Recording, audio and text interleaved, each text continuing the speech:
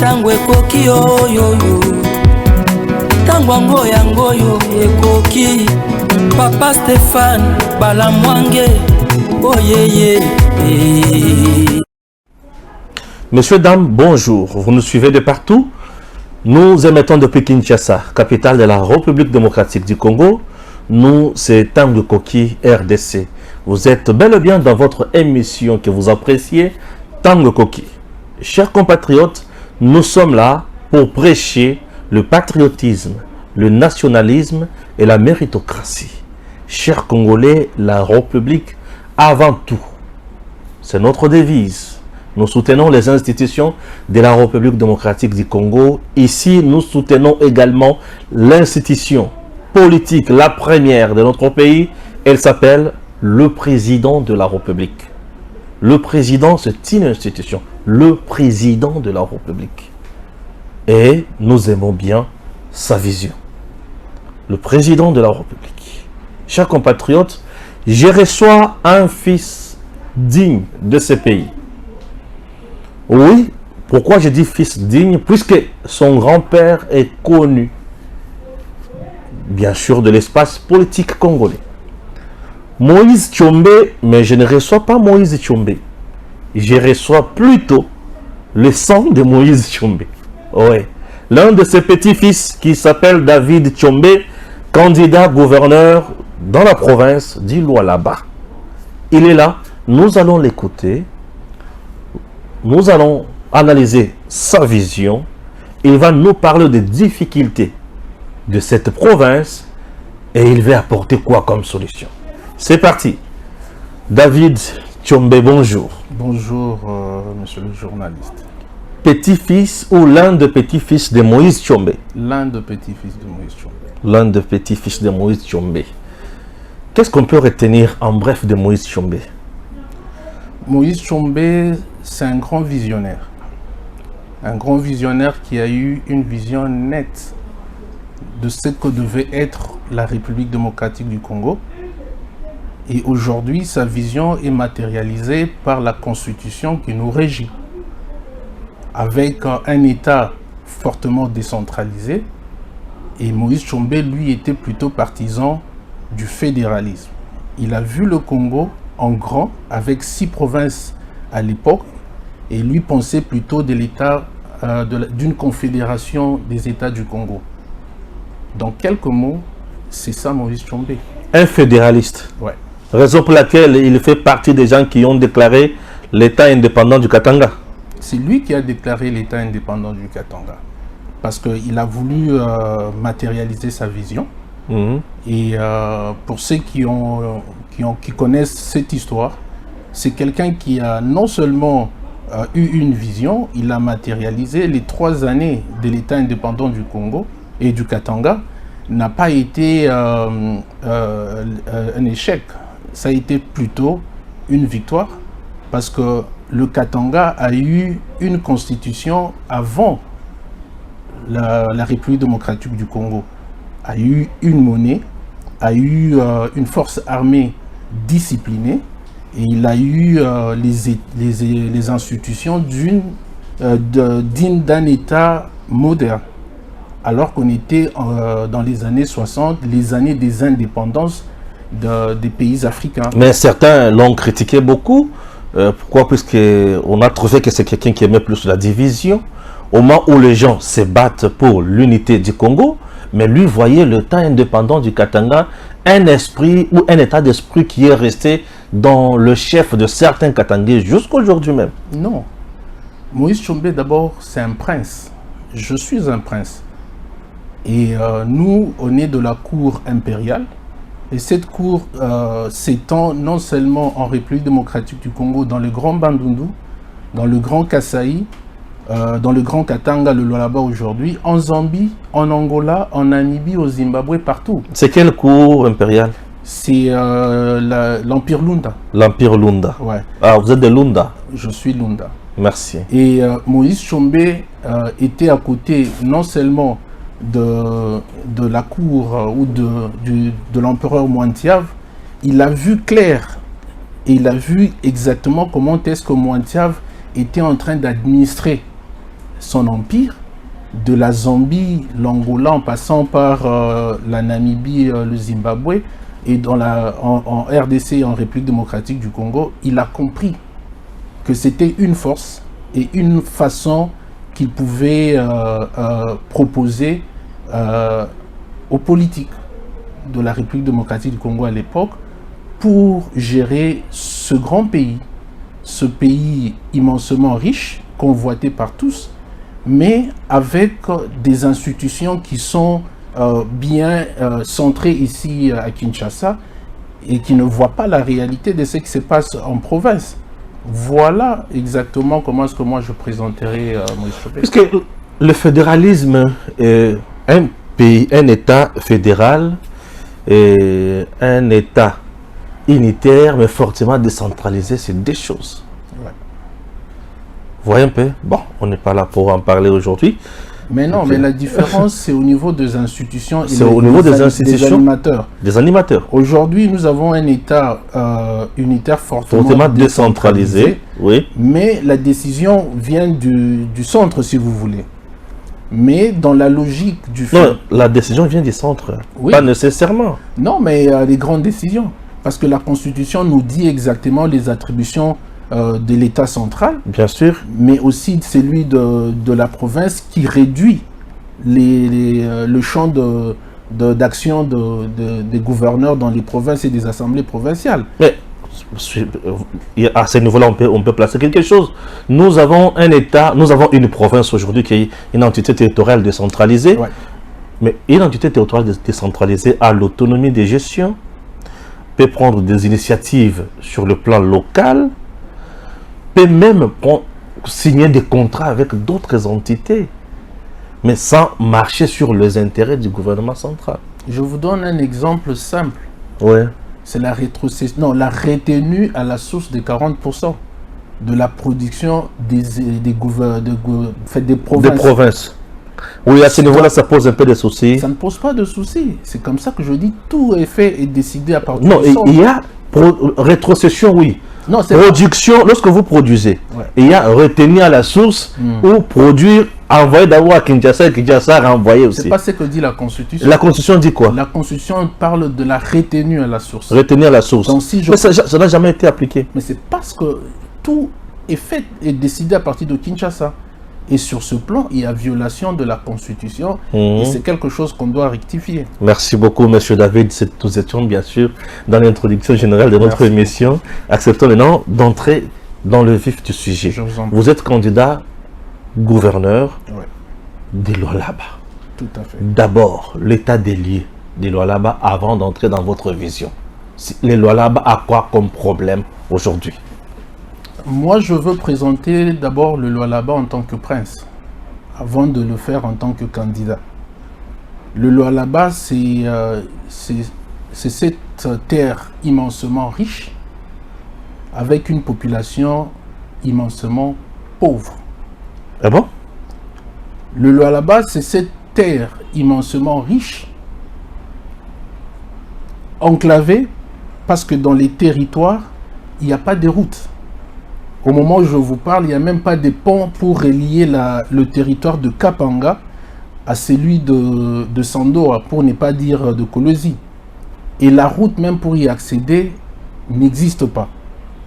Le Lualaba, c'est cette terre immensément riche où il n'y a pas de route entre Kolwezi et Dilolo.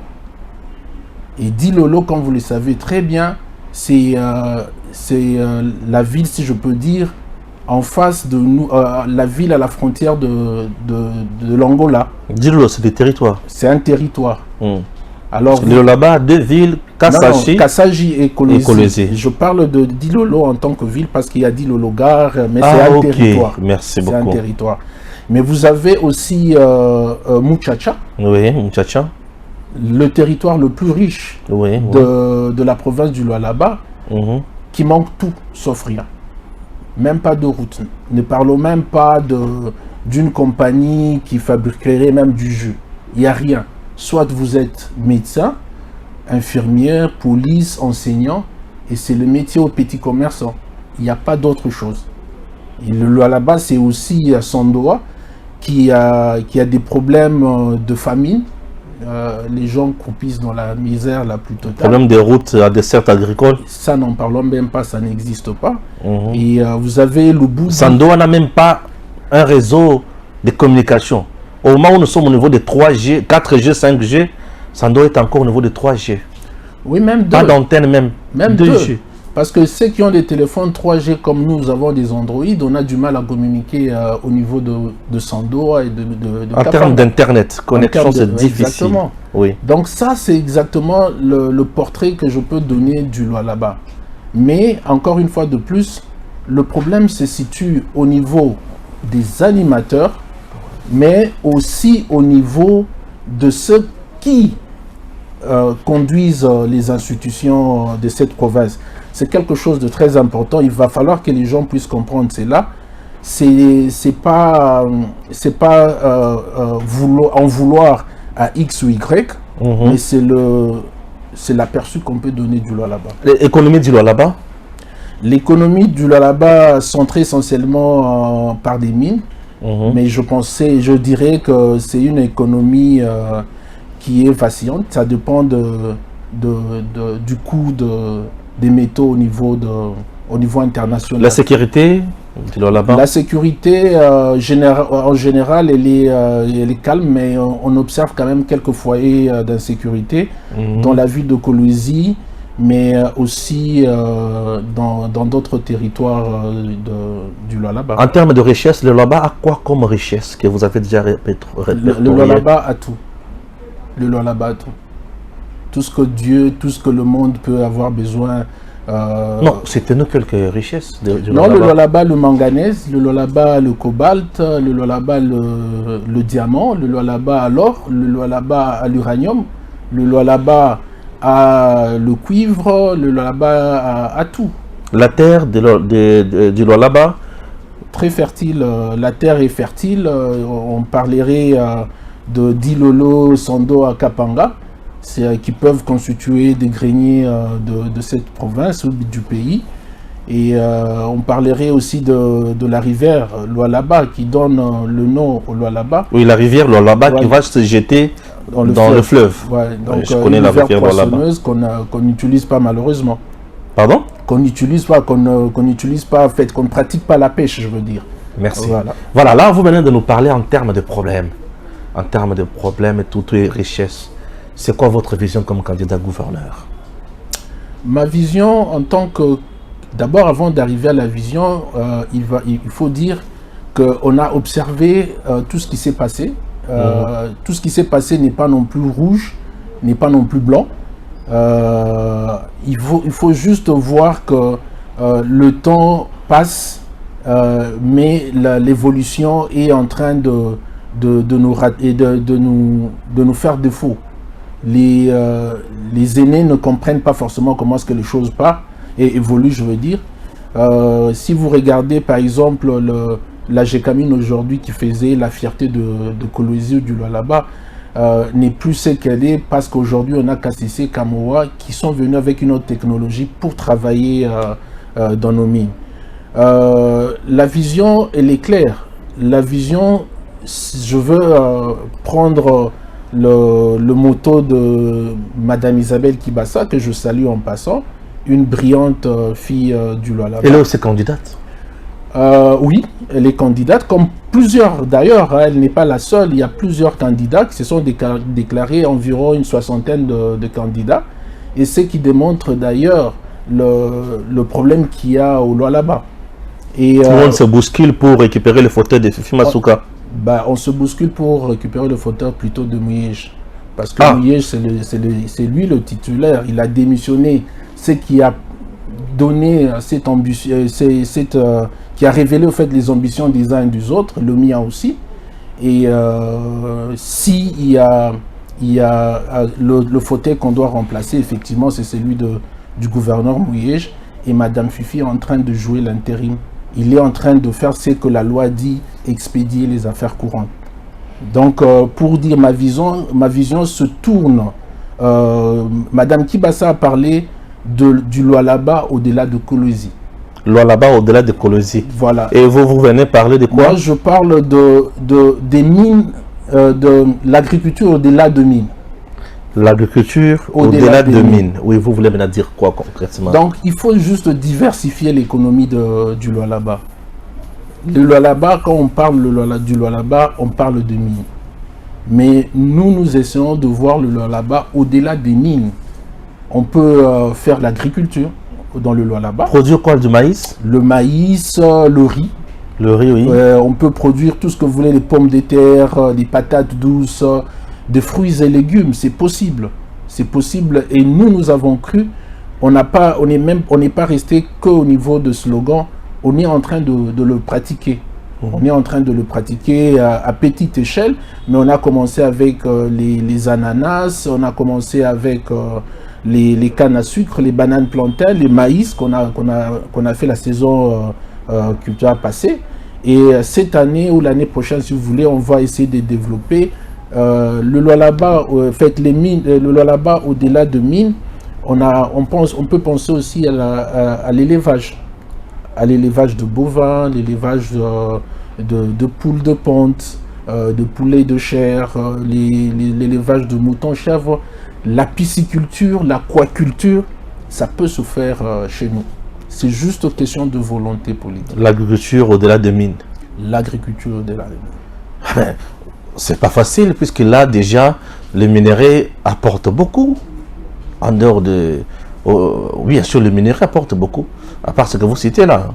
Comment transformer la richesse des mines pour produire le maïs? Comment transformer la richesse des mines pour aller dans l'agriculture, l'agro-pastoral, mais aussi l'élevage? C'est exactement l'intelligence qu'on veut mettre pour essayer de diversifier l'économie. Si j'ai compris, vous n'allez pas abandonner les mines, mais du moins vous allez prendre la production, utiliser la production de mines, les avantages de mines pour d'autres productions. Tout à fait. Tout à fait. Les mines nous apportent beaucoup, malheureusement, qui sont redistribués parmi quelques individus. Et ce qu'il faut faire, c'est justement essayer de canaliser toute cette manne que les mines nous donnent pour développer d'autres secteurs, pour diversifier l'économie justement. Et j'encouragerai aussi, ça c'est quand même quelque chose qui nous tient à cœur, c'est encourager l'entrepreneuriat de la jeunesse, Lualabais, si pas congolaise en général. Voilà. Est-ce que les mines du Lualaba appartiennent encore au Lualabais? C'est une bonne question. Merci. Qu'il faut poser, qu'il va falloir poser aux dirigeants, mais je dis non. Ça n'appartient pas au Lualabais parce que... Comment faire en sorte que ces mines puissent profiter maintenant au peuple? Il faut une intelligence. Il faut une intelligence. Quand on voit les accords qui ont été signés avec soit Glencore ou les autres... les Chinois, les Indiens, à gauche, à droite. C'est quand même très important qu'on puisse revisiter. Les politiciens. C'est très important de pouvoir revisiter ce contrat pour que les Congolais soient maîtres de ces mines. Donc, je veux bien que les investisseurs viennent et nous demandent à ce qu'ils puissent venir en nombre, mais les Congolais doivent être maîtres de la production, mais aussi maître comment on appelle, de ressources humaines, si vous voulez. Parce qu'il va falloir que les Congolais puissent bénéficier de cette manne, la manne que Dieu nous a donnée, qui est les mines. Et ce qui n'est pas le cas pour l'instant. Mais ça risque également de vous créer des petits problèmes, puisque les mines sont déjà dans le main des étrangers, de certains hommes forts. Vouloir renégocier les partenariats, les contrats, ne voyez-vous pas que ça risque encore de vous créer des problèmes? Non. Parce que là, il suffit de bien toucher le député provincial et puis vous tombez. Non, je ne pense pas. Je ne pense pas. Le problème, c'est cette intelligence qu'il faut mettre à la place publique pour essayer d'expliquer à ces sociétés qui sont d'abord bienvenues, mais ils doivent aussi comprendre que qu'il va falloir travailler avec les autochtones, il va falloir travailler avec les Loabés, les Congolais, pour que cela soit un partenariat, que le président de la République parle de gagnant-gagnant. Donc c'est un partenariat, effectivement, vous venez, comme lui-même disait, vous construisez, vous extrayez plutôt les mines chez nous, mais vous nous construisez des routes. Aujourd'hui, ce n'est pas chose faite. C'est pas le cas. C'est pas le cas, malheureusement. Mais pourquoi? Encore une fois de plus, il s'agit de l'animateur. Il s'agit de celui ou celle qui anime l'institution en République démocratique du Congo, si pas au Lualaba. Il va falloir booster, il va falloir dire à ces institutions, en fait à ces entreprises, qu'au-delà du fait que vous extrayez nos minéraux, vous devez nous construire des hôpitaux, vous devez nous construire les routes, les écoles, mais aussi développer d'autres secteurs qui est l'agriculture et l'agro-pastoral. L'entreprise qui vient prendre les mines ne va pas raisonner à votre place. C'est vous les décideurs, c'est vous les dirigeants qui allez vers et dites « Moi, je veux que vous puissiez faire ça pour mon peuple ». Sinon, eux ne font que creuser, vous laisser des trous et partir avec des minéraux. Le Lualaba a du courant, malheureusement, qui n'est pas utilisé par le peuple. Tout à fait, c'est le plus grand défi. On n'a pas l'eau, on n'a pas le courant, l'électricité, je veux dire, mais on a quelques barrages. Malheureusement, encore, tout dépend du décideur. C'est l'exécutif qui a la responsabilité de pouvoir donner à cette population le minimum. Le minimum, c'est d'abord l'eau, parce qu'on est à 30 km de la rivière Lualaba. On ne peut que construire on ne peut construire que des usines de traitement d'eau et donner à la population. C'est pas le cas si vous allez aujourd'hui à Kolwezi. C'est un business qui est florissant. Tout le monde creuse, fait un fourrage et on vend de l'eau 200 francs par bidon, des bidons jaunes pour que les gens s'alimentent dans la maison. En termes d'électricité, n'en parlons pas. Il faut dire aussi que Kolwezi s'agrandit. Mais nous avons le barrage de Boussanga qui est pratiquement fini, le barrage de Ntseke, de Nzilo. Ce sont des barrages qui peuvent servir aussi à la population, pas qu'aux sociétés minières. Et encore une fois de plus, tout dépend de la politique de l'exécutif provincial, mais aussi national, quant à la distribution de l'eau et l'électricité en province. Vous venez de peindre le tableau en noir pour le Lualaba. C'était à l'entrée de notre émission. Mais aujourd'hui, on nous dit que le Lualaba est bien dirigé par Mme Tefi Masuka. Pourquoi ne pas l'appuyer et aller de l'avant ensemble? Le problème ne se situe pas au niveau des individus. Moi, le problème, c'est plutôt interroger la Constitution. Et que dit la Constitution quant à la gestion de la province du Lualaba? C'est ça le plus grand problème au Lualaba aujourd'hui. Il n'est pas question d'être pour ou contre, mais il est juste question d'interroger la Constitution et dire qu'est-ce que la Constitution prévoit quand un gouverneur démissionne, quand un gouverneur est déchu de ses fonctions. La Constitution dit quoi? On ne peut pas 2 ans durant vivre un scénario d'un État dans un autre État, ce qui présente le Lualaba aujourd'hui, qui donne effectivement beaucoup de questions à nous qui avons eu la chance de passer par l'université ici en République démocratique. Merci. Je vous explique, je vous amène un peu quelque part avec une petite et simple réflexion, comme d'habitude. Lorsque le président de la République prête serment, il dit « je jure » avec la Constitution, hein, à faire quoi? Il jure de... D'abord, il faut voir... Non, acceptez. Je vous amène quelque part, monsieur David. Le président jure de protéger aussi la Constitution. De respecter, de protéger. Respecter et observer. Ça, c'est un. De deux. Qui est censé déclarer le poste du gouverneur vacant au Lualaba aujourd'hui? C'est le VPM de l'Intérieur et qui doit demander à la CENI d'organiser l'élection des gouverneurs. Il est là. Il y a encore même de l'UDPS, un juriste, avocat de son État, Peter Kazadi.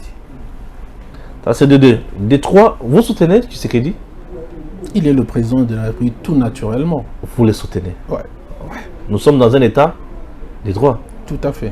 Merci. C'est presque 2 ans. Ouais, C'est ça que la Constitution dit. Mouye a déjà démissionné. Pourquoi il n'y a pas élection là-bas? Qui protège Mme Fifi Masuka ou qui fait ombrage là-bas? Non. Je veux réfléchir différemment. Ah, que moi. Bon, pas mal. Le Lualaba est une province hautement stratégique. Le Lualaba n'est pas comme les autres provinces que je respecte d'ailleurs, mais le Lualaba, c'est une province à lui tout seul. Hautement stratégique. Hautement stratégique. Pourquoi? De par les minéraux qui aujourd'hui attirent la convoitise du monde. Mais le Lualaba a eu des problèmes. Il y a eu des problèmes. Le gouverneur a été rappelé à Kinshasa. Il y a beaucoup de choses qui se sont dit, on ne va pas entrer dans ça. Toujours est-il qu'entre le moment où il a été rappelé et aujourd'hui, il est passé par une maladie qui a failli le prendre. Dieu merci, il est là, on est content en tant que Lualabé et Congolais. Et lorsqu'il est rentré, il a non seulement été, encore une fois de plus, ce qui a été l'entorse par rapport à la Constitution, le gouverneur, en fait, les députés ont retiré la confiance d'abord au gouverneur, ce qui est constitutionnellement parlant pas une disposition qui fait d'un gouverneur, en fait, qui est une disposition qui ne démet pas le gouverneur de son poste. Après, ça a évolué, le gouverneur a été mis en accusation. Alors, entre le moment où la confiance a été retirée, mise en accusation, la procédure veut que celui qui est mis en accusation ait ses moyens de défense. Ce qui n'a pas été le cas. Ce n'est pas le président de la République, ce n'est pas encore le VPM à ce niveau. C'est au niveau de l'Assemblée provinciale de donner un droit de réponse au gouverneur de s'expliquer par rapport aux accusations portées contre lui. Et une fois que cela est fini, le Parlement provincial transfère les dossiers au niveau de la Cour de cassation, qui est le juge naturel, ou l'institution, en fait, le juge naturel du gouverneur. Ce qui a été le cas entre le moment où le dossier a été transféré et aujourd'hui, ça a pris du temps. Le gouverneur, dans sa démission, il dit démissionner parce qu'il est incapable de gérer le pays et sa province à 2000 km de chez lui, et il se remet à la justice. Encore une fois de plus, à partir du moment où le gouverneur de province démissionne, le gouvernement provincial est réputé démissionnaire. Donc tout ce qui se fait au Lualaba se fait en violation de la Constitution de la République démocratique du Congo. Okay. Ça, c'est clair. Maintenant, qui interpelle au bon sens, c'est d'une part les élus du peuple, parce que le gouvernement provincial est l'émanation de l'Assemblée provinciale. Ils n'ont pas fait, à eux de nous donner des réponses. Et d'autre part, c'est la classe politique, c'est nous la population, d'interpeller. Non, pas la classe politique d'abord. Quand je parle de la classe politique, je m'identifie d'abord. Merci. Mais quand je dis la population, il appartient à la population de s'occuper de la politique. Parce que si la population ne s'occupe pas de la politique, eh bien, elle ne peut que subir ce qu'on subit aujourd'hui au Lualaba. Voilà pourquoi je dis, à partir du moment où le gouverneur démissionne, il appartient au chef de l'État, qui est le chef des institutions, les garants du bon fonctionnement des institutions, je veux dire, d'accuser le fait de prendre acte de la démission du gouverneur. Et une fois que le président prend acte de la démission du gouverneur, le VPM constate qu'il y a vacance du pouvoir, et à ce moment-là, il écrit au niveau de la CENI, et la CENI collabore avec l'Assemblée provinciale pour organiser les élections. Vous voulez dire jusqu'aujourd'hui, le président n'a jamais pris acte de la décision, de la démission du gouverneur? Tout porte à croire que cela a déjà été fait. Et on est... Et pourquoi ça traîne? Ce n'est plus du ressort du gouvernement, mais du président, je veux dire. Mais il appartient à la CENI de pouvoir nous établir ce calendrier avec... Au moment où cette dernière n'a pas été aussi contactée par le VPM de l'Intérieur. Vous savez, l'administration, c'est pas du tic au tac. Non, pas forcément du tic au tac. Aujourd'hui, on est dans le numérique. C'est vrai que les gens aimeraient voir une lettre qui passerait dans les réseaux sociaux pour dire que non, on a pris acte et qu'on organiserait les élections demain après-demain. Mais moi, je peux vous rassurer, selon mes sources, que tout porte à croire que c'est pour très bien. Merci. Monsieur David, j'ai 3 questions, 3 préoccupations. Ouais. La première, j'ai dit, si je vous demande aujourd'hui de coter la gestion de Mme Fifi Masuka, sur 10, vous donnez combien? Quand vous parlez de la gestion, vous parlez de quoi finalement? Parce que Madame Fifi ne gère pas. Elle fait quoi? Madame Fifi expédie les affaires courantes. Madame Fifi n'est pas rédevable devant l'Assemblée provinciale. Elle est gouverneur AI parce qu'elle est en train d'expédier les affaires courantes. S'il faut coter, il faut coter son titulaire avec son gouvernement dont fait partie Madame Fifi. Madame Fifi gère des affaires courantes, merci. Assure des affaires courantes, merci. Comme vous voulez rester dans ça. Je ne veux pas, c'est la Constitution qui... Avec un gouvernement qu'elle met en place à tout moment.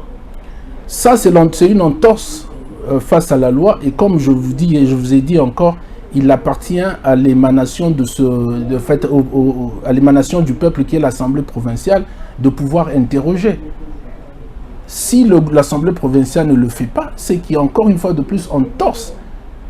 Ou complicité. Pourquoi pas, exactement, oui.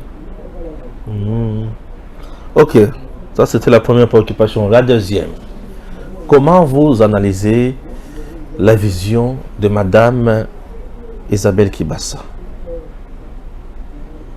Les lois là-bas, au-delà de Kolwezi. Moi, j'épouse cette façon de voir les choses. Elle, au moins, elle a mis sur la table quelque chose qui peut nous donner des réflexions. Et elle a vu loin, parce qu'on se limite à Kolwezi, mais elle nous a dit tout simplement qu'il faut voir le Lualaba au-delà de Kolwezi. Donc il faut aller au-delà de Kolwezi pour voir les vraies réalités du Lualaba. C'est une bonne façon de voir les choses. Merci. Pour devenir gouverneur, vous connaissez la procédure? Oui. Merci. Il faut juste manifester ses ambitions comme je l'ai fait. Il faut avoir une vision pour son peuple et déposer son dossier au niveau de la CENI et le Parlement provincial vous aide. Oui, mais là vous me répondez, c'est scientifique ça, c'est rationnel quoi. C'est juridique, c'est ce que dit la Constitution. Bien sûr, c'est ce que dit la Constitution. Ouais. Maintenant moi je vais vous parler politique. Je vous en prie. Merci. Pour devenir gouverneur, vous devez d'abord avoir l'appui qui est derrière vous pour vous faire élire. Puisque l'élection de gouverneur, moi j'ai toujours dit, c'est une élection qui appartient uniquement à ceux qui ont de l'argent. Avez-vous l'argent pour devenir gouverneur? Il y a une chanson qui Les députés professionnels ne sont pas les enfants de cœur. Il y a une chanson qui est derrière vous, monsieur David? Il y a une chanson qui dit le goût de ça. Le goût de ça. Vous savez. Oui. Moi je m'aimerais. C'est avec quel artiste? Bon, c'est une chanson qui s'exécute. On parle du goût de ça. Le goût de ça. Ok, le goût de ça. Vous savez, ma présence dans ces élections motivera certainement les jeunes Congolais à voir, bien entendu, à se voir au-delà des limites que nous impose la société. Moi, je n'ai pas voulu voir et je refuse de regarder ces élections en termes d'argent. Moi, je regarde... Carrément, vous échouez.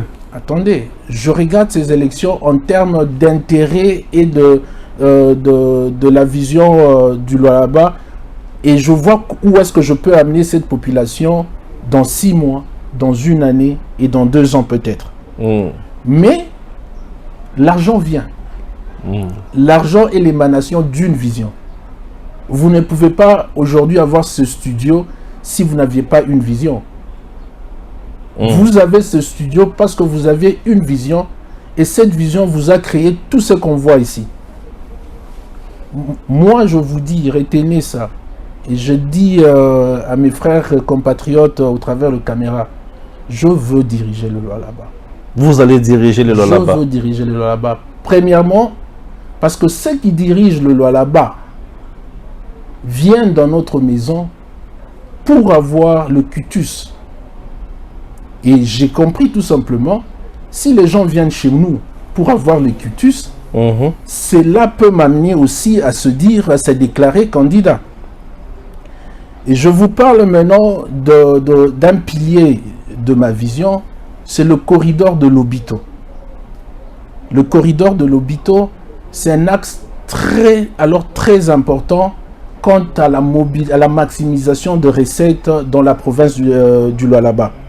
Parce que tout ce qu'on extrait dans la province du Lualaba se partage entre le Lualaba et le Haut-Katanga en termes de taxation. Alors, si vous regardez la distance entre le Kolwezi d'Urban, un de port vers l'Atlantique, Kolwezi Wavisbe en Namibie, Kolwezi Baïra au Mozambique, Kolwezi Dar es Salaam, c'est environ 3000 km. Mais si je me tourne vers Lobito, je suis en train de parler d'un raccourci de la moitié du trajet, de 1500 km. Donc, la province non seulement gagnerait en termes de maximisation de recettes, il va gagner en termes de création d'emplois et il va aussi gagner en termes d'infrastructures. Et tout ça, c'est quelque chose qui m'anime et qui me pousse à aller vers ce poste pour me dire, j'ai la chance. Parce que ceux qui sont là, ceux qui étaient là, ne le font pas, ne l'ont pas fait, donc je peux le faire. C'est déjà une motivation en plus. Et moi, j'ai non seulement fixé mes objectifs vers la province. Aujourd'hui, je suis à Kinshasa. Je discute avec les décideurs. Demain, je peux aller un peu partout pour essayer d'expliquer ma vision et d'encourager les gens à venir investir au Lualaba. Et c'est là où j'aurai de l'argent. C'est une vision qui vous amène de l'argent, pas le contraire. C'est la vision qui nous amène de l'argent. Oui, c'est compris. Votre campagne là, les députés provinciaux demandent d'abord une seule chose. Vous nous proposez combien? Avant de vous écouter là, le député provincial vous demande, vous nous proposez combien? Vous savez, j'ai eu la chance de travailler aux côtés d'un candidat sénateur. Je vais même le citer, hein.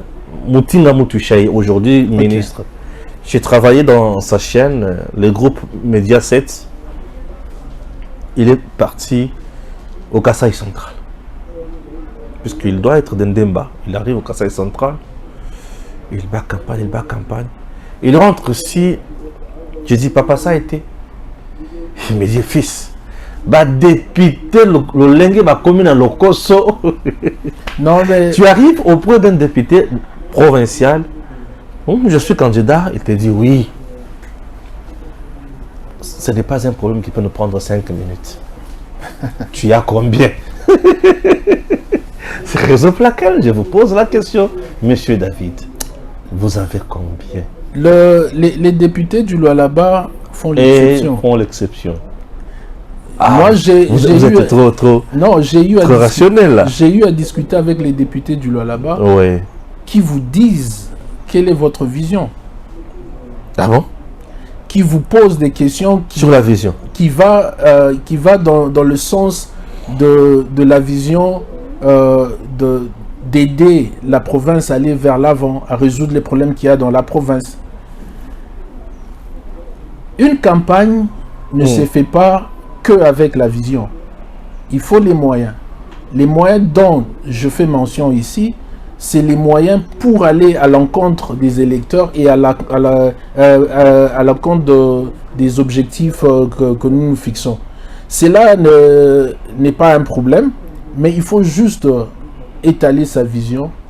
Mais je vous dis, à partir du moment où vous manifestez des ambitions, rassurez-vous qu'il y a beaucoup de problèmes qui viennent par la suite, et on se dit, une fois qu'on s'est déjà lancé, on ne peut que résister à toute éventualité.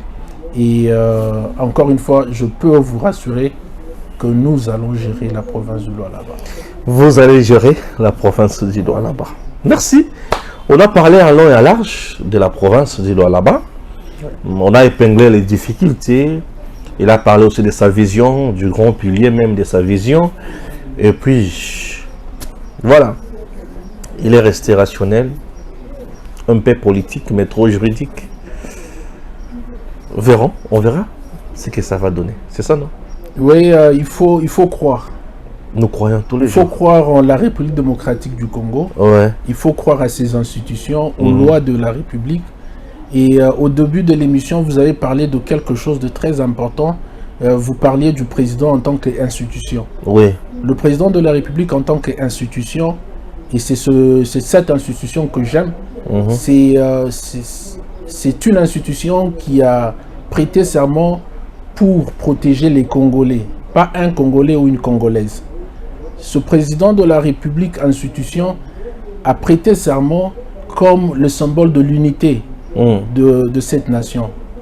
Et ce président de la République a prêté serment comme garant du bon fonctionnement des institutions en République démocratique du Congo. C'est cette institution que moi je fais confiance. Et après, nous allons interroger à chaque fois la Constitution, parce que la Constitution nous donne certains atouts pour les utiliser au cas où il y a des rapages. Je parlerai de l'article 64. Cet article est une des articles qui nous donne, qui me donne à moi le pouvoir de faire échec à celui qui non seulement prend le pouvoir par la force, mais surtout à un groupe d'individus qui essaierait de faire fonctionner ou de s'imposer en violation de la Constitution.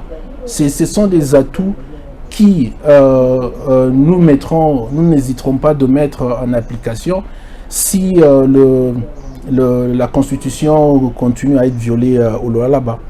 Et ça, vous pouvez compter sur nous. Nous sommes le partisan de l'état de droit. Et l'état de droit, c'est aussi le respect et l'application de lois de la République démocratique du Congo. Faire partir les institutions illégitimes au Lualaba. Faire partir. Mais c'est ce que dit la Constitution. Ok. La Constitution de la République démocratique du Congo, à son article 64. Bien sûr, c'est là où je suis. Dit exactement ceci.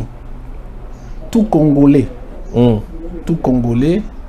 a le droit de faire échec à un individu.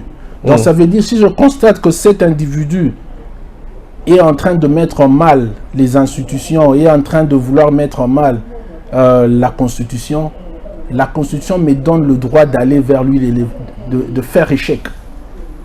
Mais si c'est un groupe d'individus, alors on fait appel à toute la masse de pouvoir faire échec à ce groupe d'individus.